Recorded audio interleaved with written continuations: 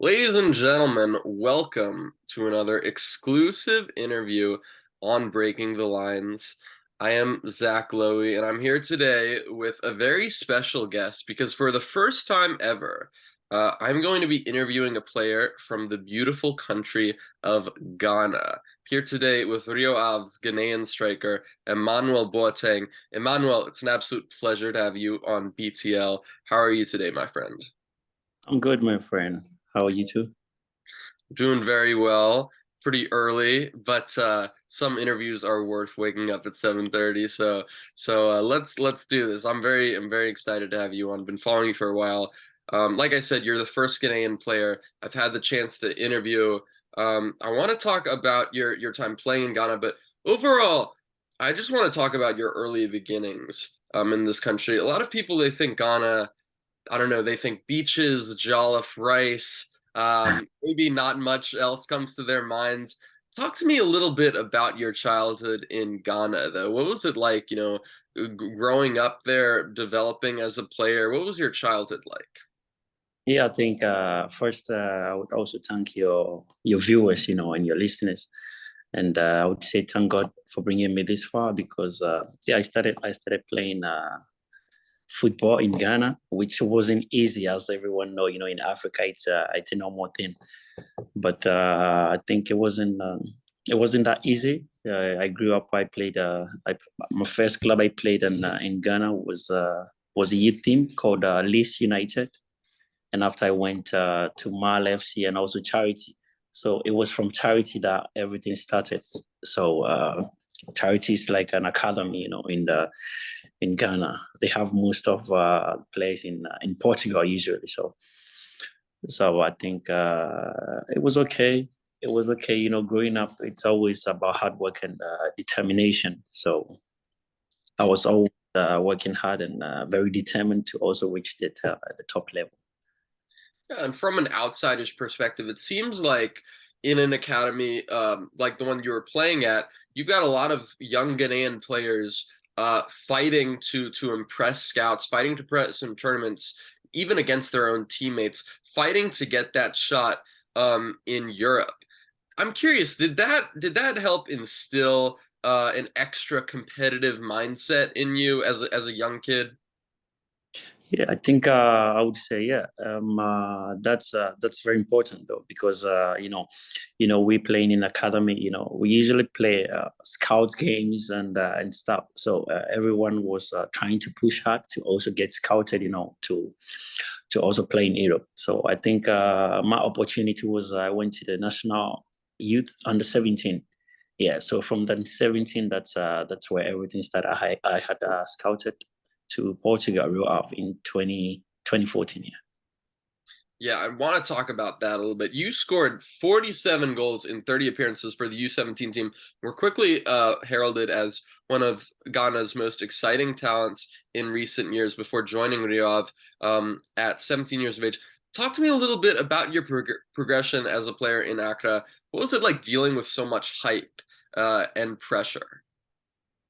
Yeah, I would say playing as a young player in Ghana, it wasn't that too much pressure on me because first I would say one thing which you would say my very funny. I was a defender when I started playing.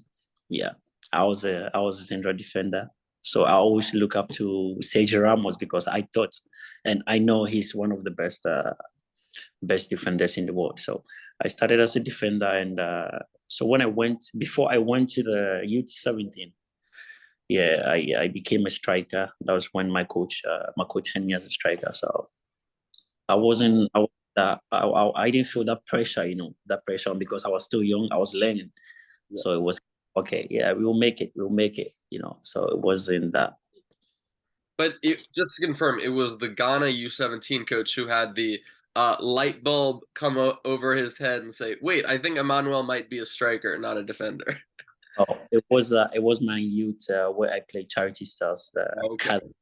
I went to the youth 17. Yeah. got you. Okay, wow. That's the first time I'm ever hearing this. I'm curious though, have those years playing center back, how do you think they've helped you or affected you as a striker right now? Yeah, I think when I was growing up, as an African player, sometimes any position they put you, you should try your best and play because you never know what would happen in Europe. So, I was the type of player I play every position. I play every position. So it was I think it was okay, and also a lesson. I learned everything.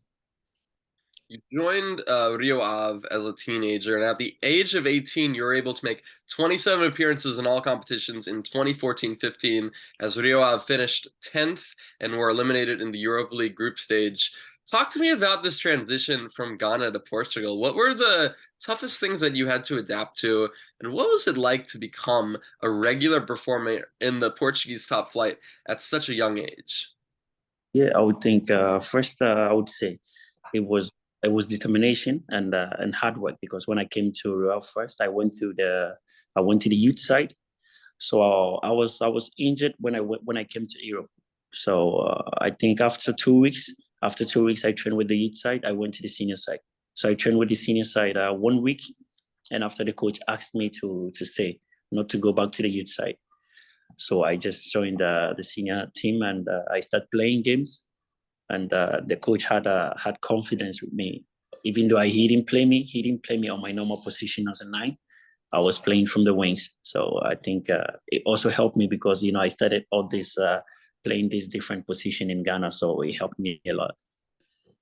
You left Rio Ave after 2 years and joined Moreirense in 2015, where you'd spend another 2 years before leaving. What was your time like in Moreirense, and where did you feel that you developed the most as a footballer in Moreira de Conegos? Yeah, I think I developed. I would say, and in more days because I had more playing time, and I think that was where I started scoring more goals in my career. So I think I would say I developed when I was playing in Morenese, and after I went to Levante. Moreirense currently first in the Portuguese second division, 7 points clear at the top after suffering relegation last season. Levante, on the other hand, fourth in the Segunda, 4 points behind league leaders Alaves, both of whom were relegated last season. Talk to me a little bit about your time in Levante. What was it like to move to the other side of Iberia? What are the things that you remember or miss the most? And overall, how would you compare the Primera Liga to La Liga?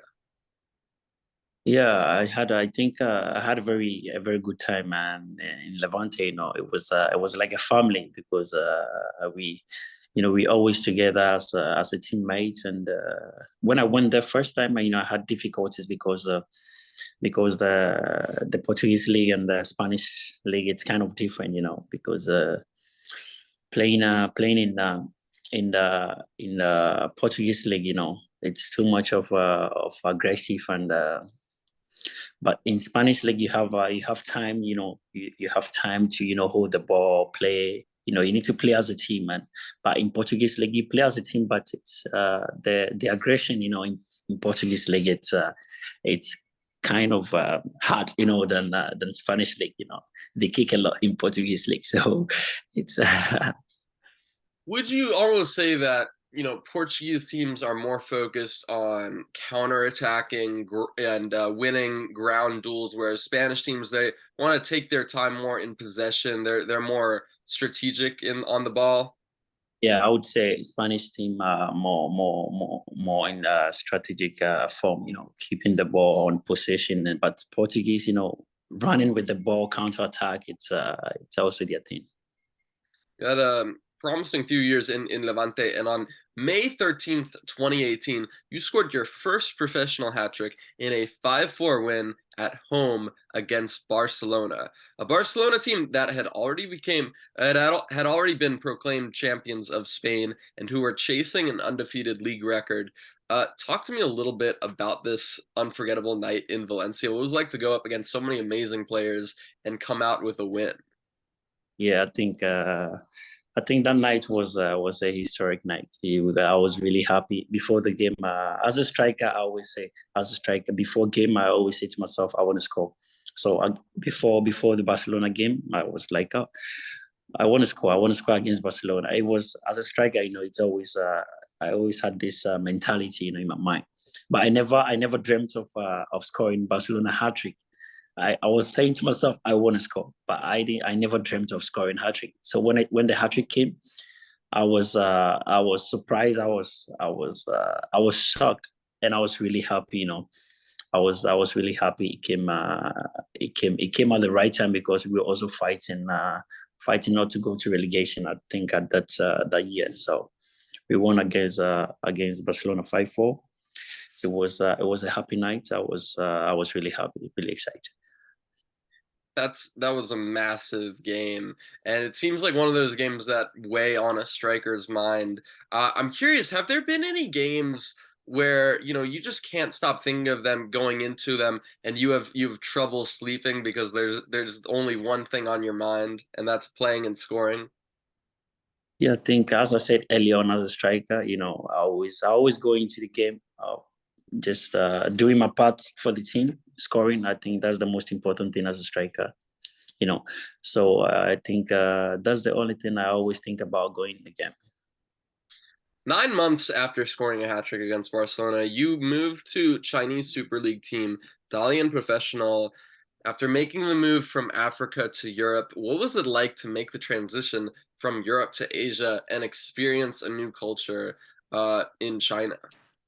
Yeah, I think I moved to China also to experience the football life in China, and also I would say the economic the economic side was also good for me and also for my family. As everybody knows, going to China, people think you go there for money. Fine, it's also good for the money. I went there for the money, and also it's football I went there to play, so I think it was good. But Chinese football is kind of different from European football. At least from my perspective, it seems like there's an acre of space between what you can make as a professional footballer at Dalian Professional versus Levante and other clubs. From that money that you made, what were you able to do with that in terms of going back home, helping your family or friends? Were you able to? You feel like you were able to support them more? Yeah, I think yeah, I would say I supported my family a lot, and as I was growing on, I was growing up, I always dreamt of also helping the needy. So this is something I do every year when I go back to Ghana. I sometimes go to the hospital, pay for bills for maybe let's say 40 people who can't also pay their bills. That's something that I do every year. So when I went to China, it also helped me a lot to also help the needy, not only my family and my friends, but also the needy ones. That's something that people they forget, right? When someone goes to China, right? Oh, he's just in it for the money. Well, guess what? He's also in it for helping his family and friends live a better life and his community. Someone that's fantastic to hear. You scored 14 goals in 41 appearances for Dalian Professional. Curious, what did you make of the level of play in China, and how did it compare to Spain and Portugal? Yeah, I think it's a different world altogether. Playing in China and in Europe. So, but I played. In China we have big players who plays in China. Some plays in Shanghai. Guangzhou. I played alongside with Paulinho, Oscar. No Hook. They all play in China. Chinese people really love. They love football. They love football. How people see it in Europe or in Africa that there is no football in China, but it's not like that. Chinese people really love football, and just because their football style is different. Yeah, it's different from Europe because Chinese people sometimes how they think. It's not we all have a different mentality how to play. How it's a different thing altogether. Sometimes you have but mostly in Chinese teams, most of them depend on the foreign players. On the foreign, sometimes it's kind of normal and easy. I think your case is especially interesting because a lot of people when they heard Chinese Super League they think retirement league. You are still only 26 though. You joined China at a very young age, and I don't know. I do feel like perhaps some people they are a little quick to say, oh, that person is just there to retire and earn a lot of money. Someone like Yana Carrasco, he went to China, he came back, he's already a key player for Atletico de Madrid.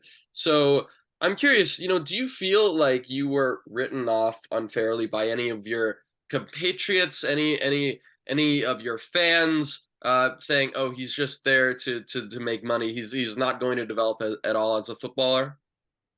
Yeah, I had a lot of messages, people saying, he's going to China to retire because you only go to China to retire.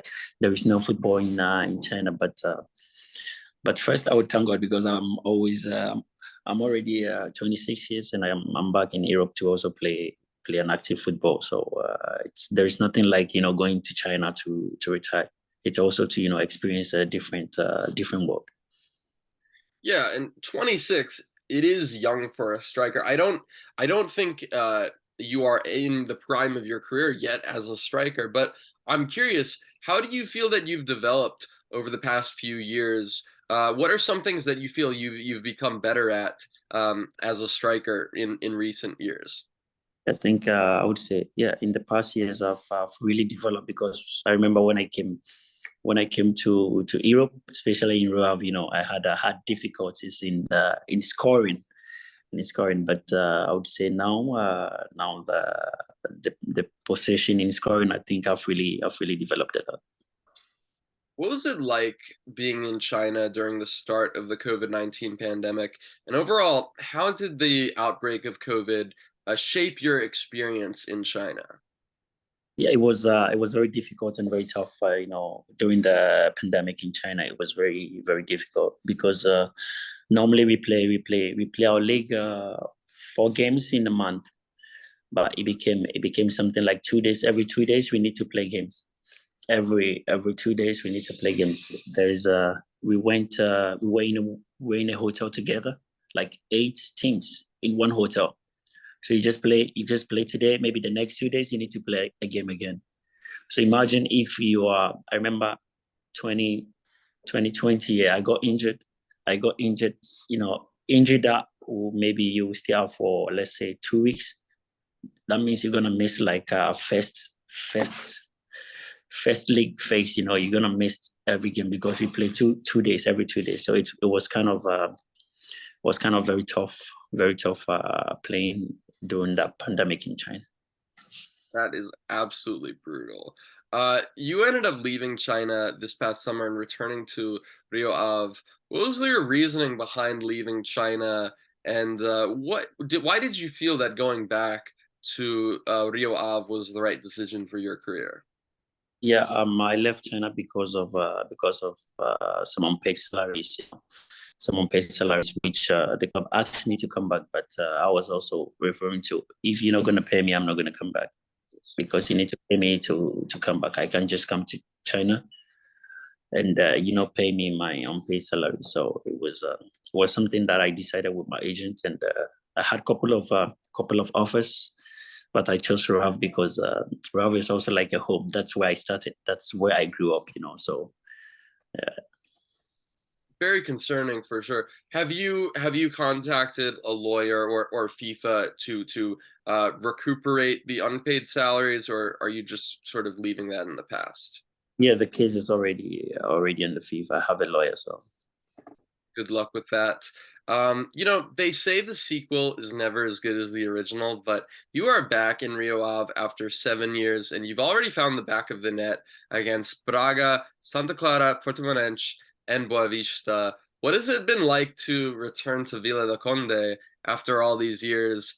What would you say have been the biggest differences as well as the biggest similarities between your two spells at the club? yeah, I would say, first I was very happy with how the fans welcomed me, and it wasn't a first experience. It was like coming back home. And I would say the difference is me scoring in most of the games, most of the important games, taking 3 points, and that's what's let's say I couldn't do when I was here before because I had different in scoring, but now I think everything is going all well by grace. Are you living in Villa Conde alone? Do you have any family or friends there with you, or no? No, I'm living alone now. Yeah. What has that been like to go through all these different countries alone on a solo journey?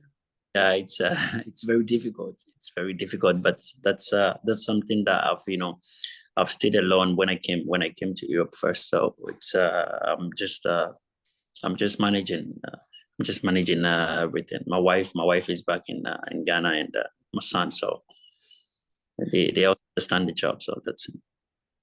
So there are no plans to have you at the moment. There are no plans to have them move to Portugal at the moment. No, no, at the moment now because my wife just moved to the States, so they're gonna stay there for a couple of months, and we'll see. Gotcha. I hope they enjoy their time in the USA. Rio Ave are 10th in the Primera after winning four of their last six. You scored the winner in three of those, 1-0 victories. What have you made of this season so far in the club's return to the top flight? I think we had a very difficult season when we started the league, with points. But now I think we are very competitive as a team. As a team, not only me scoring, but we taking the 3 points from other clubs. I think that's the most important thing. I'm happy scoring, but the most important thing is we having the 3 points in most of our games, and we're happy, and we are just keeping on working. Rio Ave losing their first two matches to Vizela and Sporting, drawing the next match to Estoril Praia, then beating Porto uh, to close out August. That was Porto's first league defeat of the season. Do you feel that that win against Porto, I don't know, was served as a wake up call for you, or perhaps served to change the course of the season for Rio Ave and perhaps change the confidence of these players? One thing is, Rio, when we are playing our home games, it's a different feeling altogether because Porto is one of the biggest club in Portugal, and we lost our first game against Vizela, which I think we played very well, but it's also one of the games.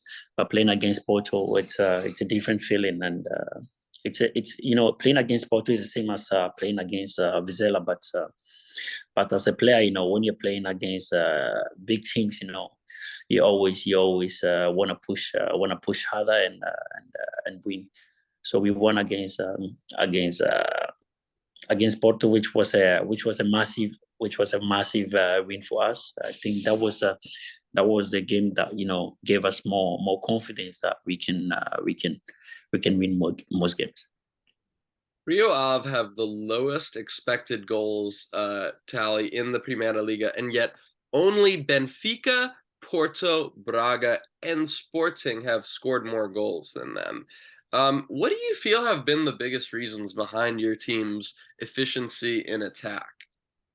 Yeah, I think I would say one thing about Rio, we mostly we mostly before the game we think about defending because we know we're gonna attack. But first, you also need to defend your post not to receive more goals.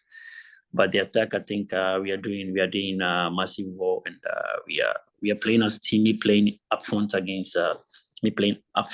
with Aziz, my countrymate, which I also played the academy charity stars with him. So we like You played with Aziz at Charity when really that is fascinating. And were you in the same age group or no? no, he was behind me. Okay. He was yeah. So we understand each other. Playing with your country mates up front, the connection is very easy for us. Communicate. So Yeah, you are the latest Ghanaian player to play for Rio Ave after Al Hassan Hawakaso, Christian Atsu, as well as your strike partner Aziz. Talk to me a little bit about Rio Ave's Ghanaian flavor. Is there any particular reason for the large amount of Ghanaian players playing for this club? Yeah, I think we have really love Ghanaian players because even if you go to the youth side, they have like three Ghanaian players who plays for the youth side. Not only Ghanaians, but I think it's a club that loves Africans. Mhm. Af- not because of not because of the color, but because of the hard work that we also put in. So I think that's the most important thing. I played with Workhouse also in Rio Ave, when I was here, and it was very cool.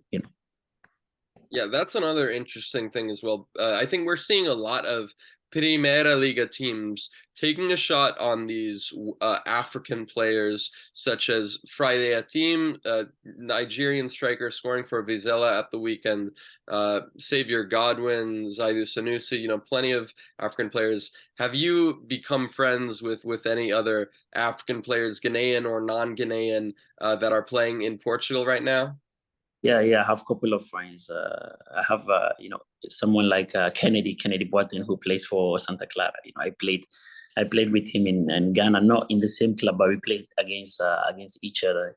In Ghana, and also Godwin. Me and Godwin are also cool. So I think we're cool. Xavier Godwin, Kennedy Boateng, Emmanuel Boateng. This is a massive year for African players in Portugal, and I have to say I am loving it. Rio Ave, they're a historic club in Portugal. They finished fifth in 2019-20 to secure European football thanks to an 18 goal tally from Mehdi Taremi, who would join Porto the following summer. And with that void in attack, with really no goals in that team, they ended up suffering relegation the following season. And after securing an immediate return to the Primera after finishing first in the second division, you obviously were brought to the club. Did you feel any pressure in trying to fill that void in attack, followed by Taremi's departure? No, I didn't feel any pressure because I knew Termi did very well in Rio Ave, and I think he's one of the best strikers in Portugal at the moment. I didn't feel any pressure because I felt everything is like a teamwork. If we play like a team, and also with the supportive of the strike, I think we're gonna go far. It's not only about the striker. It's about playing as a team and also supporting the striker. If I have if we have a good team, good players, we always gonna win the games. Yeah. So I didn't feel any pressure because I felt they have very quality players and good players that we can achieve the goals.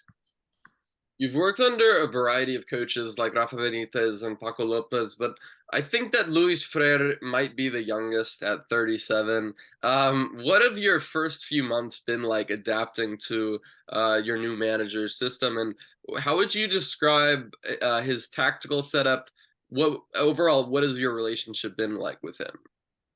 Yeah, I have a very good relationship with Luis, and I think he's a very good manager. He's a very good man, but his tactics with my previous coaches that I played with, it's kind of different because in Rio Ave, we defend a lot. We defend a lot. We always wanna counter attack.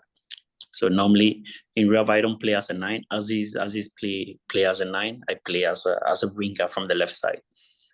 So I need to defend a lot. Which when I came, I had some difficulties.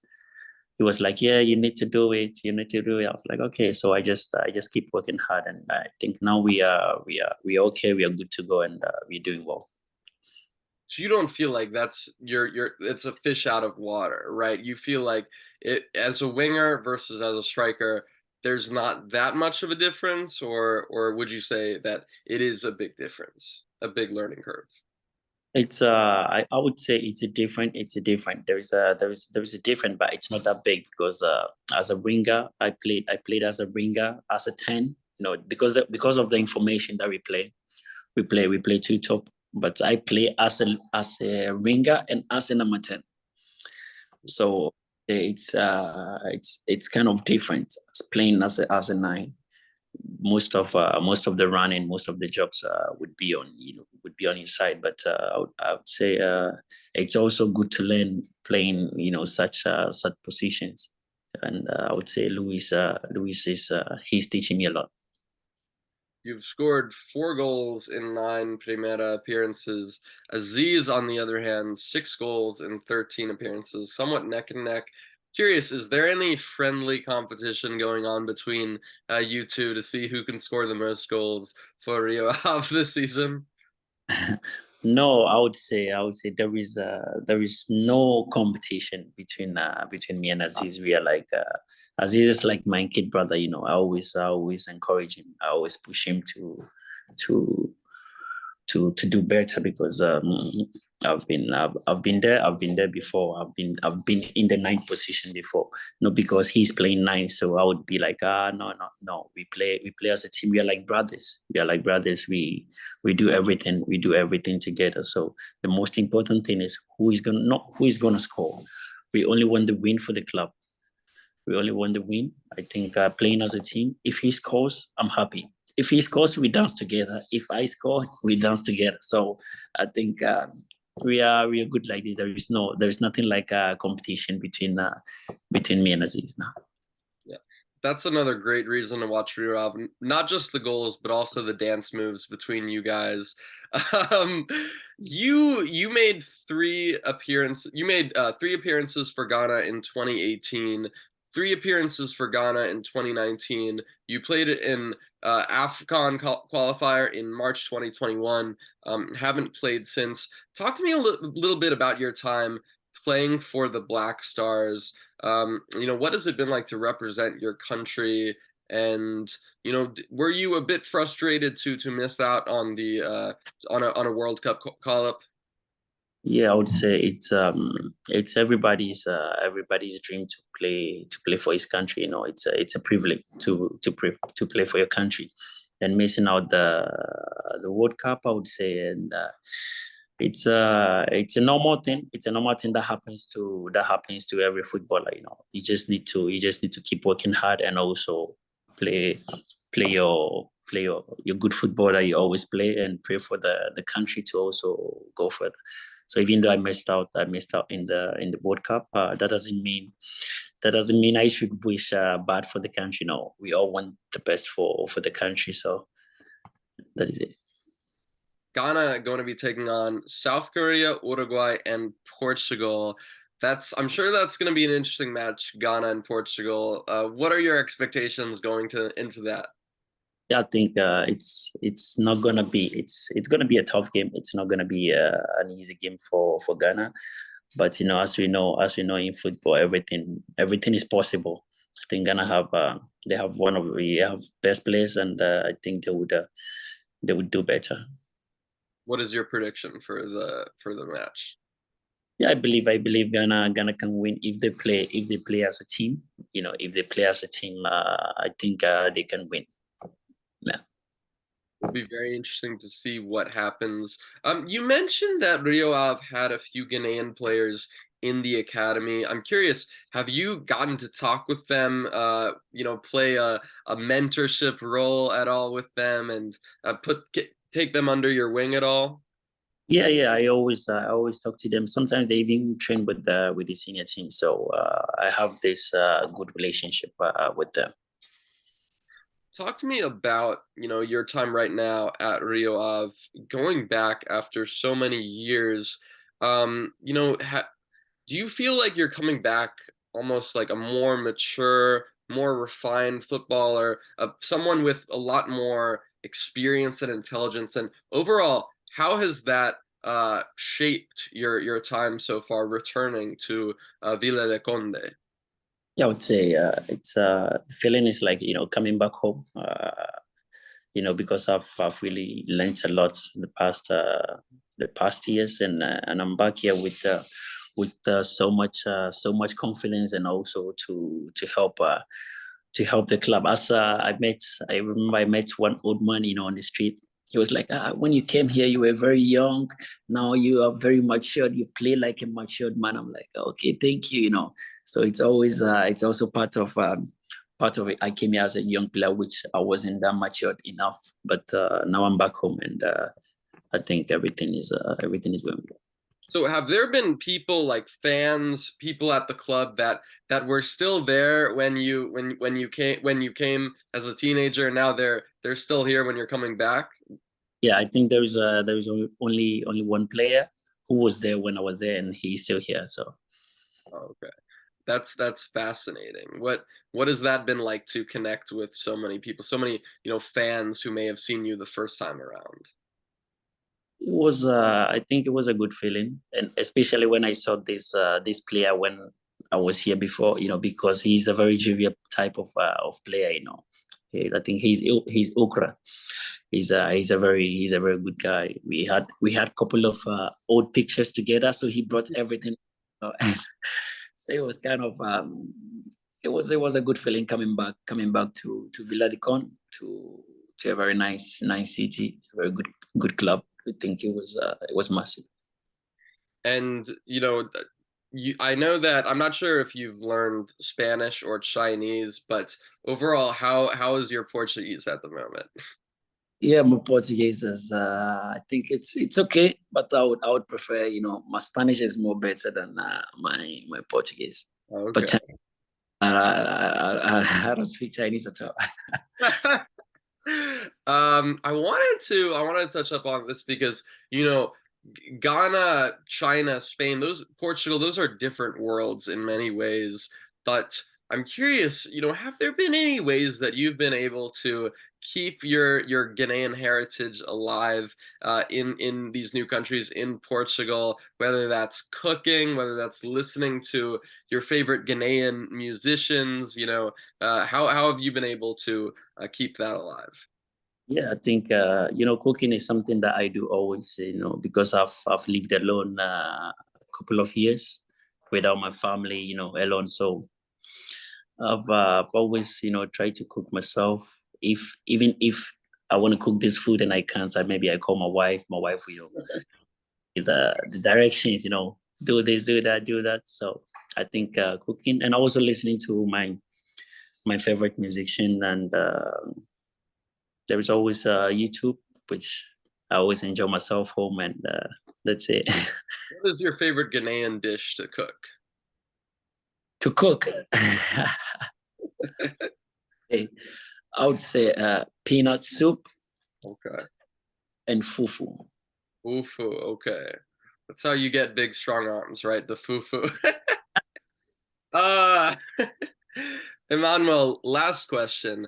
For all these Ghanaians watching you, what is something that, you'd like to tell them, to all the Ghanaian viewers watching this video right now?